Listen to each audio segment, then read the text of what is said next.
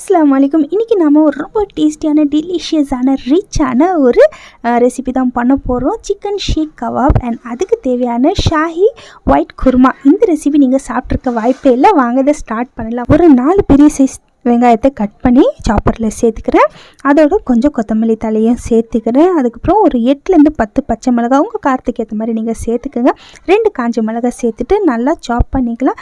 இந்த அளவுக்கு நல்லா மெலிசாக சாப் ஆகணும். அதுக்கப்புறம் அதை எடுத்துட்டு இதுலேயே ஒரு 200 கிராம் சிக்கன் சேர்த்துட்டு 1/2 ஸ்பூன் மிளகாய் தூள், வறுத்து அரைச்ச சீரகப்பொடி 1/2 ஸ்பூன், சாட் மசாலா 1/2 ஸ்பூன், மஞ்சள் தூள் கொஞ்சம், 1/2 ஸ்பூன் கரம் மசாலா, தேவையான அளவுக்கு உப்பு, ஒரு 1/2 ஸ்பூன் இஞ்சி பூண்டு பேஸ்ட் போட்டுட்டு நல்லா இந்த மாதிரி சாப் பண்ணிக்கலாம். ஃபஸ்ட்டு அரைச்ச வெங்காயம் இது எல்லாமே சிக்கன் எல்லாமே சேர்த்தாச்சு. இதோட ஒரு 50 கிராம் கடலை மாவு அதையும் சேர்த்துட்டு நல்லா மிக்ஸ் பண்ணி உப்பெல்லாம் கரெக்டாக இருக்கா பார்த்துட்டு இந்த மாதிரி உருண்டை பிடிக்கிற அளவுக்கு வரணும். இப்போ நம்ம வடையெல்லாம் திருப்பவும் இல்லை, அந்த கம்பி தான் நான் எடுத்துருக்கிறேன். அதில் இந்த மாதிரி ரவுண்டாக ஷேப் எடுத்துகிட்டு இந்த மாதிரி பாருங்கள், நீங்கள் நடுவில் இந்த மாதிரி ஹோல் போட்டு நீங்கள் எடுத்துட்டிங்கன்னா இதை ஷீக் கபாப். நான் சாப்பரில் தான் பண்ணோன்னு இல்லை, சாப்பர் இல்லைன்னா நீங்கள் மிக்ஸி கூட யூஸ் பண்ணிக்கலாம்.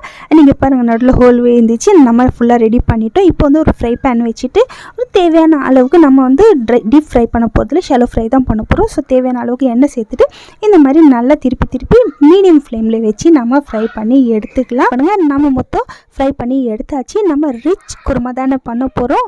ஸோ அதற்கான ப்ரிப்ரேஷன் பண்ணிக்கலாம். வீடியோ பிடிச்சிருந்தால் லைக் பண்ணுங்கள், சேனல் சப்ஸ்கிரைப் பண்ண மறக்காதீங்க. சப்போர்ட் பண்ணுங்கள். வீடியோஸ் பார்க்குறீங்க பட் சப்ஸ்கிரைப் எல்லாம் யாரும் பண்ணுறதில்ல. முடிஞ்ச அளவுக்கு பண்ணி எனக்கு சப்போர்ட் பண்ணுங்கள். நாங்கள் இப்போ ஒரு ஸ்பூன் கசகசா, ஒரு 8-10 பாதாம் தோல் உரிக்க தேவையில்லை, ஒரு 10 முந்திரி, அதுக்கப்புறம் ஒரு 1/2 ஸ்பூன் சோம்பு, ஒரு ஸ்பூன் மிளகு, கொஞ்சம் தேங்காய் பத்தை, ஒரே ஒரு ஏலக்காய் போதும். 2 தக்காளி இது தனியாக அரைச்சி எடுத்துக்கலாம். இது எல்லாமே நம்ம அரைச்சி எடுக்கணும்.